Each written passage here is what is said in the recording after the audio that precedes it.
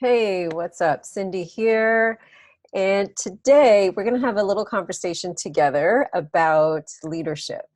And to get us started, I want you to just imagine this scenario. All right, let me paint the picture for you. So, have you ever been in a meeting, in a boardroom, bunch of people around the table, and you're waiting for the meeting to get started? And then the doors open and the host of the meeting, the person who everyone is there to see or to listen to, walks in the room, and she instantly just takes control of the room, and all eyes are on her. And I know I've been in that kind of situation before. And the thoughts that ran through my mind were, my goodness, like, how does she do that? How does she command the attention of the room so effortlessly? How does she have that level of confidence walking into the room? I haven't always felt that. I've led many a meeting, over the years, and sometimes I feel like I've got it, and sometimes I don't. And but sometimes you come across someone who seems that they have that all the time. And I've been able to do a bunch of reflection and reading and research, and I pulled together three things that I think help to create that person who walks into the room, owns the room, can manage the room, and the room does not manage them. And that's what I want to share with you today. So if you feel like you would love to be that person who walks in with that swag and who walks in with that confidence and can in turn deliver a message or deliver a presentation or make a proposal or a recommendation and have people accept it, like, that's the kind of energy that we're talking about. And that's the level of influence that I want all of you to have in your work lives, and not just at work, but just in your life in general. So there's, like I said, three pillars that I believe are really key to be able to create that kind of presence and to have that kind of influence over the people around you. So I'm going to walk you through each of those three super high level, just to give you a sense and a flavor for how this all works. All right. So the first one, actually, let me tell you all three, and then I'll talk them through with you one by one. So the first one is relationships.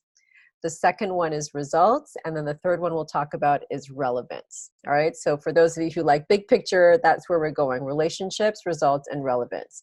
So I'm going to start off talking a little bit about relationships. So again, thinking about that scenario, that person who walked into the room and was able to, like I say, influence, the conversation and the dynamic happening in that room. They did not step into that room and have that be the first time that they're trying to connect and build relationships with that person.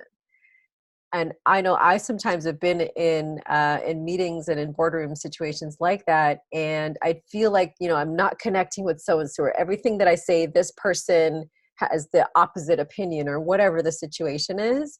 And if you're walking into a boardroom, or any scenario really, if you're walking into any scenario, and it's in that moment when you're trying to get a decision made, or you're trying to influence where the conversation goes, if it's in that moment that you are trying to connect, it's too late. The important thing that I want you to think about, two things. So first thing that I really need you to hear about this is that work happens through people. All right, work gets done through and with people. That's key. Really important for you to think about and understand. The other piece of it is that inside the boardroom, when that point in time happens, those relationships have been built outside of the boardroom before people get into the room.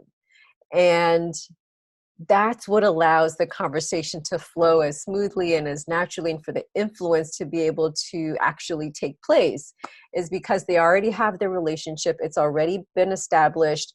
They have that rapport. good or bad, whatever it may be, but that's already been established. And so, like I said, if you're walking into the room and expecting, without having done that work before getting there, and expecting to be able to own that room, you're going to have a really hard time, because it takes time to build, that rapport and that relationship, for one. But secondly, is that in that moment in the room is when you're trying to, talk through an issue or get a decision made, relationships aren't happening there, right? It all happens beforehand. So that's the first really important key for you to keep in mind, and have in the back of your mind as you are thinking about your own leadership style and your own ability to influence the people that you need to adopt, a certain point of view or a certain solution, whatever the case may be. You've got to work on investing and building those relationships before you get to the point of needing to get the decision made. All right. That's the first thing. Second thing we're going to talk about is results. The one of the other key pieces to having influence and being a leader is credibility. And one of the ways, there's different ways you can build credibility, but one of the ways that you can build credibility is through the results that you've created. And so this is something that's within, maybe within your control, depending on the role that you have. But being able to know what impact you've had on the organization, on the team, on the department, and being able to articulate that in a clear, concise kind of way and confident kind of way, because you believe in the impact that you've had and the impact that you've had, that is gold. All right, that is gold, because results create impact, which create a downstream effect for the whole organization. Like, everybody feels that when a good result happens, and it doesn't have to be for the whole company, it could be for your specific team or whatever the scope of the impact is. But that really makes a huge difference. All right. So if you are light on your results, then you've got to really focus in on upping your performance, upping your skill set, whatever you need to do to be able to create results. That's the first part. The second part is that you've just got to know what you've done. You've got to know what you've done. You've got to be able to, if someone comes to you and says, what's the biggest accomplishment that you had in the last 12 months or the last 30 days, like, you've got to be able to, on the fly, in the moment, be able to articulate that. So if you're not clear, do some work to get really clear on what results you have created and what impact. That's the bigger piece. And we'll come back to that in a second when we talk about relevance, but what impact that has had on organization, team, boss, department, whatever it may be. Okay. Part 3, relevance. So thinking again about results, they've got to be relevant results. They can't just be results that you think are important, or kind of a random project or random thing that you decided to work on.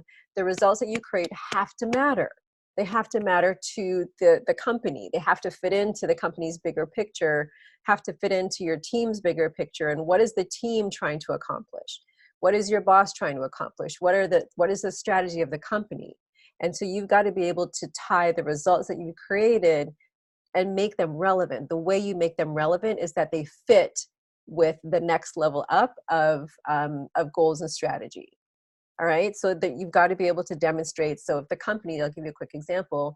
If the company or your department has a goal of, let's say, acquiring 100 new customers, let's just say, and you're in sales, and so part of your job is new client acquisition. So you've got to be able to say, for that goal of acquiring 100 new customers, what I was able to do is that I brought in 10 tier 1 new customers in the last 90 days, whatever the case may be. So hopefully that connection feels clear for you, but you've got to be able to make the connection between what you've done, and that also speaks to impact. Okay, how have you impacted those higher level goals for the company, the department, the team, your boss? You can look at it at different levels.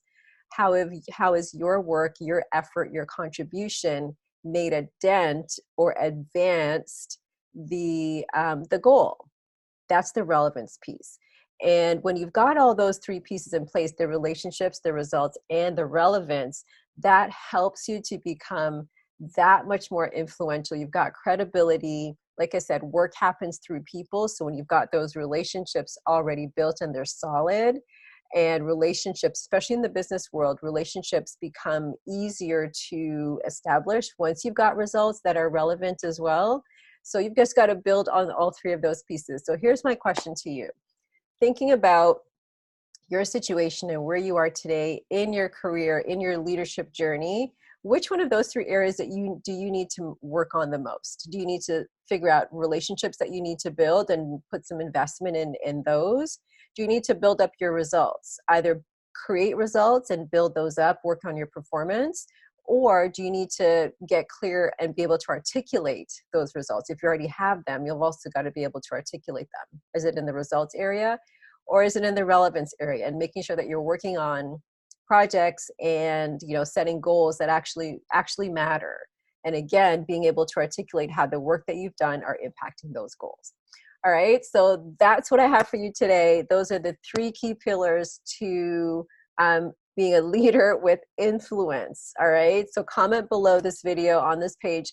Let me know which one you feel that you need to work on and what are you going to do about it. I'd love to hear. I'd love to support you. I want to have a conversation, so be sure to comment and let me know what you're thinking, and I'll share my 2 cents as well. All right, good luck. Talk to you soon.